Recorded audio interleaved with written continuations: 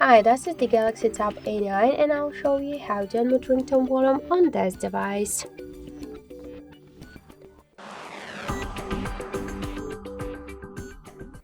So first we should open the settings application and tap to the sound section, then click to volume, and to unmute ringtone we should slide to the right side this dot on ringtone volume panel with your finger.